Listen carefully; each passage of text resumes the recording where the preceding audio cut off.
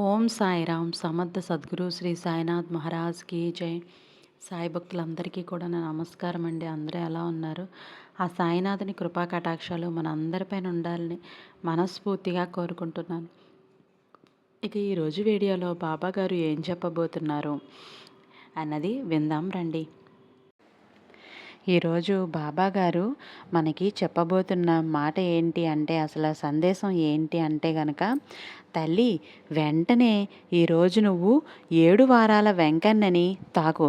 ఇది తాకితే నీకు అదృష్టమే అదృష్టం కాదని మాత్రం నిర్లక్ష్యం చేయకు.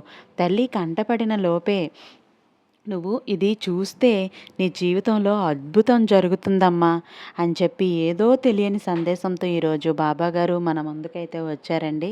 మరి ఆ సందేశం ఏంటి మీరు పూర్తిగా తెలుసుకోవాలి అనుకుంటే వీడియోని ఎక్కడా కూడా స్కిప్ చేయకుండా చివరి వరకు చూస్తేనే మీకు పూర్తిగా అయితే అర్థమవుతుంది. అసలు బాబాగారు ఏది చెప్పినా కూడా మన మంచి కోసమే అని మీకు నమ్మకం ఉంటే చివరి వరకు వీడియో అయితే చూడండి. ప్రతి ఒక్కరూ కూడాను మన ఛానల్ని సబ్స్క్రైబ్ చేయకుండా అయితే ఉన్నట్లయితే వెంటనే సబ్స్క్రైబ్ చేసి పక్కనే ఉన్న బెల్ ఐకాన్ని క్లిక్ చేయండి. వెంటనే బాబాగారి గురించి చెప్పిన ప్రతి మాట, బాబాగారు ఇచ్చే ప్రతి సందేశము కూడా మీకు వెంటనే నోటిఫికేషన్ అనేది వస్తుంది. ఇక బాబాగారి సందేశంలోకి వస్తే, తల్లి ఈరోజు శనివారం అంటే శనివారం రోజు ఈ వీడియో నీ కంట పడిన వెంటనే, అంటే శనివారం ముందు రోజు నీ కంట పడినా కూడాను, ఏ ఇతర రోజులు పడినా కూడా ఏమీ పర్వాలేదు, కానీ మనస్ఫూర్తిగా నువ్వు ఈ 7 వారాల వెంకన్న స్వామిని తాకు. ఈ యొక్క వెంకన్న స్వామిని నువ్వు తాకిన తరువాత నీ మనసులో ఏ కోరిక అయితే కోరుకుంటావో ఆ కోరిక అనేది ఇది తప్పకుండా జరిగి తీరుతుంది. కావాలి అంటే మనస్ఫూర్తిగా ఒక్కసారి నువ్వు మనసులో నీ యొక్క సంకల్పాన్ని చెప్పుకొని 7 కొండల వెంకన్న స్వామిని, 7 వారాల వెంకన్న స్వామిని తలుచుకొని చూడు. 7 వారాల లోపే నీ జీవితంలో అద్భుతాన్ని అయితే నువ్వు చూస్తావు. ప్రతిసారి కూడా జీవితం అంతా కూడా అల్లకల్లోలంగా ఉంది. సంతోషమే నా నుండి దూరమైపోయింది. మనసంతా కూడా గందరగోళ స్థితిలో ఉంది. ఎప్పుడూ కూడా ఏవో ఆలోచనలు నన్ను చుట్టుముట్టి పట్టి పీడిస్తూ ఉన్నాయి. అసలు మనసులో సంతోషంగానే ఉండి కానీ మనస్ఫూర్తిగా నవ్వి ఎన్నో రోజులైంది. బాబా ఎన్నో సంవత్సరాలే అయిపోతూ ఉంది. ఈ బాధలు కష్టాలు కర్మల్ని నేను పడలేకపోతున్నాను, చాలా చాలా బాధగా అనిపిస్తూ ఉంది బాబా అని చెప్పి అడుగుతూ ఉన్నావు కదా బిడ్డ. అయితే నువ్వు ఈరోజు తాకింది ఎవరినో కాదు తల్లి, 7 కొండల ఆ వెంకన్న స్వామిని తాకావు. 7 వారాల వెంకన్న స్వామి. ఈ 7 వారాల వెంకన్న స్వామిని ఎవరైతే మనస్ఫూర్తిగా నమ్మి ఆ యొక్క మనసుని, ఆ యొక్క సంకల్పాన్ని తీరుతుంది అని చెప్పి గట్టిగా నువ్వు నీ మనసుకి సర్ది చెప్పుకొని నువ్వు స్వామివారిని ఏదైతే సంకల్పం కోరుకుంటావో అది ఖచ్చితంగా 7 వారాల లోపే జరిగి తీరుతుంది. అయితే నీ మనసు గందరగోళానికి కారణం ఏంటో తెలుసా? నేను ఈరోజు చెప్తాను విను.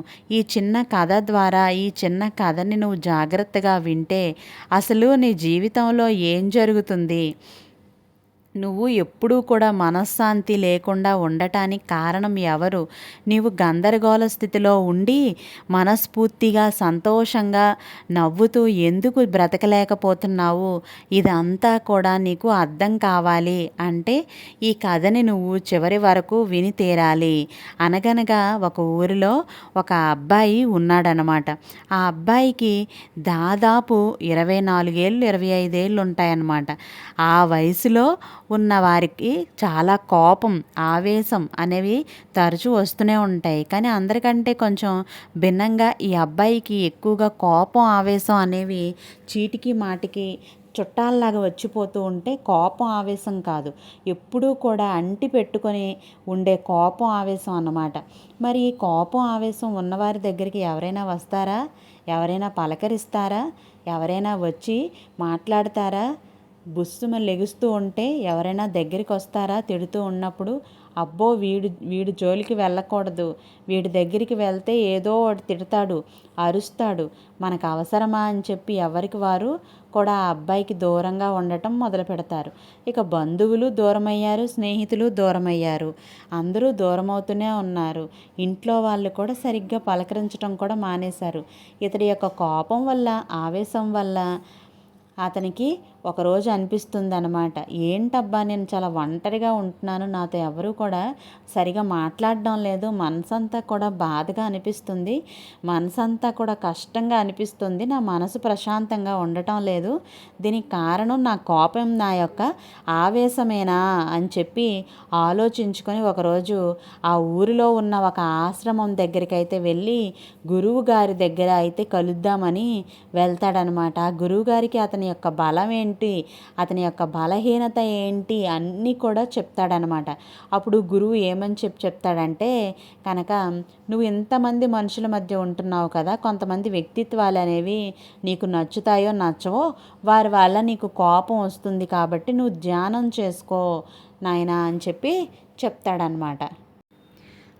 అప్పుడు ఆ గురువుగారు చెప్పినట్టుగానే అలాగా ధ్యానం చేస్తూ ఉంటారన్నమాట. అయితే నువ్వు ఇంతమంది మనుషుల మధ్య ఉండలేవు, నువ్వు ఎలాగైనా నీకు నచ్చినట్టు నువ్వు ఉండాలి, నీకు కోపం అవన్నీ తగ్గాలి అంటే గనక నువ్వు ధ్యానమే చేస్తూ ఉండు. నువ్వు ధ్యానం చేసుకొని మనసుని కనుక నువ్వు ఏకీభవించగలిగితే గనక నీ మనసును నువ్వు నీ యొక్క మనసు మీద కేంద్రీకరించుకోగలిగితే ఖచ్చితంగా నువ్వు నీ యొక్క సమస్య నుంచి బయటపడతావు అని చెప్పి చెప్తారనమాట. అప్పుడు అదంతా కూడా విని అక్కడ నుండి వచ్చేస్తారనమాట. వచ్చేసి ఇంట్లో కూర్చొని ధ్యానం చేయటం మొదలు పెడతారనమాట. ఎంత ధ్యానం చేయటం స్టార్ట్ చేసినప్పటికీ కూడాను ఆ ఇంట్లో గొడవలు, ఇంట్లో అరుపులు, ఏదో సామాన్లు చప్పుడు, ఏదన్నా వస్తువు పడినా చప్పుళ్ళు, చుట్టుపక్కల అరుచుకున్న శబ్దాలు, ఇవన్నీ కూడా అతన్ని అంటే కుదురుగా మనసుని ఏకీభవించలేకపోతూ ఉన్నాయి. ధ్యానం మీద అదే విషయం వెళ్ళి ఆ యొక్క ఆశ్రమానికి వెళ్ళి గురువుగారితోనైతే చెప్తారనమాట. అప్పుడు ఆ గురువుగారు ఏం చెప్తారు అంటే, ఇలా కాదు నాయన, ఇంట్లో కాదు, ఎవరూ లేని నిర్మానుషమైన ప్రదేశాలకు వెళ్ళి నువ్వు ధ్యానం చేసుకో, అక్కడైతే ఎవరూ కూడా నిన్ను కదిలించరు అని చెప్పి చెప్తారనమాట. ఇక సరే అని చెప్పి ఎక్కడో నమ్మకం ఆయన ఒక పెద్దవారు గురువు గారు కాబట్టి ఆయన చెప్పిన మాట మీద నమ్మకాన్ని, గౌరవాన్ని పెంచుకొని ఉంచి ఒక అడవిలోకి అయితే బయలుదేరుతారనమాట. అడవిలోకి వెళ్ళి ఒక చెట్టు కింద కూర్చొని ధ్యానం చేస్తూ ఉంటారనమాట. అలా చెట్టు కింద కూర్చొని ధ్యానం చేసేటప్పటికి ఒక 5 నిమిషాలు తన మనసును తన యొక్క శ్వాస మీద నిమగ్నం అయితే చేసుకోగలుగుతారనమాట. అప్పుడు సరిగ్గా 5 నిమిషాల తర్వాత ఏదో ఒక కాయ వచ్చి అతని భుజాల మీద పడుతుంది. చెట్టు మీద నుంచి కాయ వచ్చి అతని భుజాల మీద పడుతుంది. ఆ దెబ్బకి ఉలిక్కిపడి లేచి బాగా కోపం వచ్చేస్తుంది ఆ చెట్టు మీద, కాయ మీద. ఏమనాలి, ఎవరిని అనాలో అర్థం కాదు. చివరికి మనుషులు నన్ను కోపానికి, ఆవేశానికి గురి చేస్తున్నాయి అని చెప్పి అనుకుంటూ, ఈ చెట్టు ఈ ఒక్క కాయ కూడా నన్ను కోపానికి గురి చేస్తుంది అని చెప్పి తిట్టుకొని అక్కడి నుంచి లేచి వెళ్ళిపోయి మరొక చెట్టు కింద అయితే కూర్చున్నాడనమాట. ఆ చెట్టు కింద కూడా ఎలాగా కాస్త మనసుని కేంద్రీకరించి మళ్ళీ ధ్యానంలోకైతే వెళ్తాడనమాట. ఒక 7-8 నిమిషాల తర్వాత బాగా విపరీతమైన ఈదురుగాలి, ఆ గాలికి ఆ ఎండిపోయిన ఆకులు అనేవి కొన్ని మొహాన రాలటం, పైనుంచి చెట్టు మీదకి మరికొన్నేమో కింద గలగల ఎండిపోయిన ఆకుల శబ్దాలు వినిపించడం, ఇవన్నీ కూడాను అతన్ని కేంద్రీకరించడానికి, ఏకీభవించడానికి తన శ్వాసనైతే అంగీకరించట్లేదు. చెవిలో ఏదో ఒక రకమైన అప్రశాంతత, మనసు నిమగ్నం చేయలేకపోతున్నాడు. ధ్యానం మీద బాగా కోపం, ఆవేశం తోటి కళ్ళు తెరుస్తున్నారు. జీవితం పాడుగాను ఊర్లోకి వెళ్తే ఆ ఊర్లో ప్రశాంతత లేదు, బంధువులతో ప్రశాంతత లేదు, స్నేహితులతో ప్రశాంతత లేదు, నా మీద నాకే విరక్తి. ఇలా అడవుల్లోకి బయలుదేరితే చెట్టు కింద కూర్చుంటే కాయ కూడా నన్ను ప్రశాంతంగా ఉండనివ్వట్లేదు, చివరికి గాలి కూడా నన్ను ప్రశాంతంగా ఉండనివ్వడం లేదని చెప్పి నది దగ్గరికైతే వెళ్తాడనమాట. నది దగ్గరికి వెళ్ళి కూర్చుంటాడు.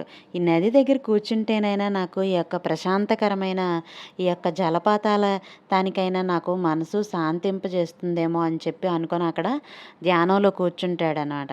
అలా కూర్చున్న తర్వాత కొంచెం సేపటికి ఒక ఎండ, సూర్యకిరణాలు అతన్ని తాకి అతను కూర్చున్న బండ ఏదైతే ఉందో ఆ బండ కూడా బాగా వేడిగా కాలిపోతూ ఉంటుంది. ఆ సూర్యకిరణాలు వేడి మొఖం మీద తాకేసరికి ఆ మొహం కూడా బాగా వేడిగా అయిపోతూ ఉంటుందన్నమాట. కింద పైన వేడికి సిర్రుమని కోపం వస్తుంది. అతనికి ఇక ఆ కోపానికి ఒక్క దెబ్బకి అక్కడి నుంచి లేచి, అబ్బా! అసలు నాకు ఎక్కడ మనసు కేంద్రీకరించడం లేదు. ఈ యొక్క గాలి, ఈ యొక్క ప్రకృతి యొక్క వేడి, ఈ యొక్క సూర్యుడు, ఆఖరికి ప్రత్యక్ష భగవానుడైన సూర్యుడు కూడా నన్ను సాధిస్తున్నాడు అని చెప్పి అనుకొని చివరికి దూరంగా నది పక్కన ఉన్న ఒక పడవనైతే చూస్తారనమాట. ఆ పడవని చూసి పడవ దగ్గరికి వెళ్ళి, ఇదే నాకు సరైన స్థానము, సరైన ప్లేసు, నేను ధ్యానం చేసుకోవడానికి పడవలో కూర్చుంటే ఇటు కింద నీటి చల్లదనము చక్కగా ఈ యొక్క జలపాతాలని తాకుతూ వచ్చే చక్కటి గాలి, ఇవన్నీ కూడాను నన్ను ప్రశాంతంగా ఉండేలాగా చేస్తాయి అని చెప్పి ఇక పడవలోకి కూర్చొని చక్కగా ధ్యానం చేసుకోవటం మొదలు పెడతాడు. 15 నిమిషాలు అవుతుంది, 20 నిమిషాలు అవుతుంది, బాగా ధ్యానంలోకి ఏకీభవిస్తున్నాడన్నమాట. అబ్బా! చక్కగా నాకు ధ్యానం కుదురుతుంది, మంచిగానే ఉంటుంది అని అనుకున్న సమయానికి ఏదో ఎవరో వచ్చి గుద్దినట్టుగా అతనికి అనిపిస్తుందన్నమాట. ఇదేంటి ఎవరో వచ్చి నన్ను గుద్దారు అని ఒక దెబ్బకి ముక్కు మీదకి వచ్చేస్తుంది కోపం. కళ్ళు తెరిచి చూసేసరికి ఒక ఖాళీ పడవ వచ్చి అతని పడవను ఢీకొడుతూ ఉంది. అక్కడ తిట్టడానికే, అరవటానికైనా, కోపాన్ని చూపించడానికైనా ఎవ్వరూ లేరు. అక్కడ ఒక ఖాళీ పడవ అనేది అతన్ని ఆ ధ్యానం నుంచి బయటపడేలాగా చేస్తుందన్నమాట. కోపం, ఆవేశం కంట్రోల్ చేసుకోలేకపోయాడు. అయితే అదే విషయం వచ్చి గురువుగారితో చెప్తాడనమాట. గురువుగారి దగ్గరికైతే వచ్చి గురువుగారి దగ్గర చెప్తాడనమాట. ఏమని? ఎక్కడ ధ్యానం చేస్తున్నా సరే నాకు ఇలాగే ఉంటుంది, ఇలాగా నా ధ్యానానికి ఇబ్బంది కలుగుతుంది అని అయితే గురువుగారితో చెప్తారనమాట. గురువుగారు ఏమంటారు అంటే, అయ్యా, ప్రకృతి గాలినిస్తుంది, అలాగే ఎండిపోయిన ఆకులు అనేది సహజము, అదేవిధంగా నీటి జలపాతాల శబ్దం అనేది సహజమైన శబ్దం. ఇవన్నీ కూడా ప్రకృతి నుంచి వచ్చినవే, మనం ఆస్వాదించాలి, వాటిని కోపంగా, ఆవేశంగా తీసుకోకూడదు. అటువంటిది నువ్వు వాటిని కోపంగా, ఆవేశంగా తీసుకుంటే ఎలా? చివరికి ఏదో ఖాళీ పడవ మీద కూడా నువ్వు కోపాన్ని చూపించగలిగావు. ఈ కోపం, ఆవేశం అనేవి నీ మనసు అంటే లేని దానిని ఉన్నది అని చెప్పి ఊహించుకుంటున్నావు. ఆ ఖాళీ పడవను చూసి ఎవరో నిన్ను వచ్చారు అని చెప్పి గుద్దారు అని చెప్పి అనుకున్నావు కదా. ఆ ఖాళీ పడవను చూసి ఎవరైనా ఉన్నారా చెప్పు, ఎవరూ లేరు కదా. మరి అదేవిధంగా నీ యొక్క జీవితంలో కోపాన్ని, ఆవేశాన్ని నువ్వు చూపించడానికి ఏవో కొన్ని కారణాలు వెతుక్కుంటున్నావు. అవి నీవే కాకపోవచ్చు. ఏవో కొన్ని అంటే ఎదుటి వ్యక్తిలో నీకు నచ్చని గుణాలు, ఎదుటి వ్యక్తి యొక్క మాట తీరు, ఎదుటి వ్యక్తి యొక్క పనితీరు, ఎదుటి వ్యక్తి యొక్క ఆలోచన, జీవన విధానం, ఇవేవి కూడాను నీకు నచ్చకపోవచ్చు. కానీ నిన్ను నువ్వు నచ్చేటట్లుగా నువ్వు మార్చుకోవచ్చు. అవతలి వ్యక్తి గురించి, అసలు నీకు ఆ సంబంధం లేని వ్యక్తుల గురించి, అసలు నీ స్నేహితులు ఎవరు, నీ రక్త సంబంధికులు ఎవరు కాదు కదా. మరి ఇంకా ఊర్లో వాళ్ళు ఎవరు, నీకు ఏమవుతారు? ఎవరో గురించి ఆలోచన, ఎవరి గురించో కోపము, లేనిది ఉన్నట్లుగా ఊహించుకోవటం, ఇవన్నీ కూడా నీ మనసు చేస్తున్న తప్పులే కదా. ప్రశాంతత అనేది ఎక్కడ నుండో బయట నుంచి తెచ్చుకుంటే వచ్చేది కాదు. నువ్వు పైకి ప్రశాంతంగా కనిపిస్తున్న నీ మనసంతా కూడా గందరగోళంగా ఏవో ఆలోచనలతోటి ఒక సముద్రంలాగా అలజడులను సృష్టిస్తూ ఉంది. అలా నీ మనసుని ముందు నువ్వు ప్రశాంతత పరుచుకోవాలి, మనసుని నిశ్శబ్దం చేసుకోవాలి, మనసు మీద నువ్వు లగ్నం చేయాలి. అంటే నీ యొక్క ప్రశాంతత పుట్టించాల్సింది నీ మనసులోనే. కాబట్టి నువ్వు ప్రశాంతంగా ఉండాలి అన్న, సంతోషంగా ఉండాలి అన్న, ఆనందంగా ఉండాలి అన్నా కూడా అది నీకు వేరే వారు తీసుకువచ్చి ఇచ్చే వస్తువు కాదు. అది నీలోనే ఉంది. దాన్ని నువ్వు బయటికి తెచ్చుకోవాలి అంటే నీ మనసుని నువ్వు నిశ్శబ్దపరుచుకుంటేనే సాధ్యమవుతుంది. కొన్ని ఆలోచనల కారణంగా, కొన్ని బాధల కారణంగా, కొన్ని కష్టాల కారణంగా అలజడి సృష్టిస్తున్న నీ మనసుకి నువ్వు శాంతి చెప్పుకుంటేనే నిజమైన ప్రశాంతతను నువ్వు పొందుతావు అని చెప్పి ఈ యొక్క కథలో ఆ ఒక గురువుగారు ఆ అబ్బాయితోటి అయితే చెప్తారనమాట. అసలు నిజాలన్నీ కూడా గ్రహించిన అబ్బాయి నిజమే కదా! నేనెందుకు చీటికి మాటికి కోప్పడాలి, ఆవేశపడాలి, తన కోపమే తనకు శత్రువు. ఈ కోపం వల్ల ఎన్నో బంధాలు దూరమైపోయాయి. నన్ను నేను కూడా కోల్పోతున్నాను అని చెప్పి ఆ రోజు నుంచి ప్రశాంతంగా ఉండటం, సంతోషంగా ఉండటం, తనలో ఆనందాన్ని పుట్టించుకోవటం, తనలో సంతోషాన్ని పుట్టించుకోవటం ఇవన్నీ కూడాను చేస్తూ ఉంటున్నారనమాట. అయితే ఇక్కడితో కథ ముగుస్తుంది. ఈ కథ ద్వారా బాబాగారు చెప్పాలి అనుకుంటున్న నీతి ఏంటి అంటే గనక, తల్లి ఇదే విధంగా నీ మనసు కూడా ఇప్పుడు గందరగోళాలను సృష్టిస్తూ ఉంటుంది. ఎప్పుడు ఆలోచనలతో నిండిపోతూ ఉంటుంది. ప్రశాంతంగా నిద్రపోయి ఎన్ని రోజులైందో చెప్పు, ప్రశాంతంగా పెదవుల మీద నవ్వుని ఎన్ని రోజులైందో చెప్పు, ప్రశాంతంగా రోజు గడిపి ఎన్ని రోజులైందో చెప్పు. నిన్ను నువ్వు నష్టపరుచుకోవడానికా నీ భగవంతుడు జన్మనిచ్చింది? నిన్ను నువ్వు సంతోషపరుచుకోవడానికా? ఎక్కడో లేని సంతోషాలని, దుఃఖాలను వెతుక్కుంటూ వెళ్ళిపోవడం కాదు. నీలో కూడా సంతోషం ఉంది. నీలో కూడా ఆనందం ఉంది. వాటిని మేలుకొలిపితే ఖచ్చితంగా నీకు ఆనందాలనేవి, సంతోషాలు వస్తాయి. మరికొన్ని కర్మల అనుసారంగా నువ్వు అనుభవిస్తున్న కష్టాలన్నింటికి కూడాను నువ్వు ముగింపు పలకాలి అంటే కనుక ఒక 7 శనివారాలు నీకు కుదిరినప్పుడు మధ్యలో ఎప్పుడైనా కానీ నీవు చేయలేని రోజుల్లో, నీకు చేయకూడని రోజుల్లో వస్తే గనక పర్వాలేదు, కానీ ఒక 7 శనివారాలు పిండి దీపాలతోటి నువ్వు వెంకన్న స్వామికి దీపారాధన నువ్వుల నూనెతో చేసి, అది ఇంట్లోనైనా పర్వాలేదు, గుళ్ళోనైనా పర్వాలేదు, అంటే దేవాలయాల్లోని కూడా పర్వాలేదు, నీ యొక్క సంకల్పాన్ని చెప్పుకొని నువ్వు 7 వారాలు కనుక చేశావు అంటే 7 వారాలు పూర్తయ్యేలోపు నువ్వు ఎంతటి బాధలో ఉన్నా సరే, ఎంతటి కష్టంలో ఉన్నా సరే, ఎంతటి దుఃఖంలో ఉన్నా సరే, ఖచ్చితంగా 7 వారాలలోపు ఆ సమస్య అనేది పరిష్కారం అనేది అవుతుంది. ఇది ఖచ్చితంగా జరిగి తీరుతుంది. ఎంతోమంది 7 వారాల వెంకన్న స్వామికి ఈ విధంగా చేసి వారి యొక్క కష్టాల నుంచి, బాధల నుంచి విముక్తిని పొంది మొదటి వారంలో కొంతమంది అనుభవాన్ని చూసినట్లయితే, రెండవ వారంలో మరికొంతమంది, మూడవ వారంలో కొంతమంది, ఇలా 7 వారాల లోపే వారి యొక్క కష్టాలైతే ముగింపు చెప్పారన్నమాట. కాబట్టి ఈ రోజున ఈ యొక్క సందేశాన్ని నీ యొక్క చెవున పడిన వెంటనే నీకు భగవంతుడు వెంకన్న స్వామి నీ కష్టాలన్నీ, నష్టాలన్నీ తీర్చడానికి మాత్రమే ఉన్నారని, నీకు అదృష్టం ఉంది కాబట్టి ఈ సందేశం నీ వరకు వచ్చిందని చెప్పి నువ్వు భావించి ఒక 7 శనివారాలు వెంకన్న స్వామికి పిండి దీపాలలో నువ్వు దీపారాధన చేసి నీ శక్తి కొలది నువ్వు నైవేద్యాన్ని సమర్పించుకో.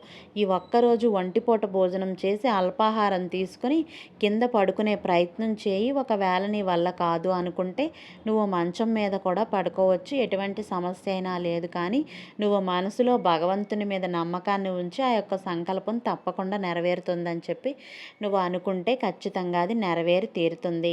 బిడ్డ, ఇది నువ్వు గంట లోపే చూస్తావు కాబట్టి ఖచ్చితంగా నీ నిర్ణయాన్ని కూడా నువ్వు తీసుకో. దీంట్లో ఎటువంటి ఆలోచన లేదు, ఎటువంటి భయం లేదు, నీకు నచ్చినప్పుడు నచ్చిన 7 వారాలు నువ్వు చేసుకో. ఖచ్చితంగా నీ బాధల నుంచి, నీ సమస్యల నుంచి, నీ యొక్క కష్టాల నుంచి నువ్వు విముక్తినైతే పొందుతావు అన్నమాట.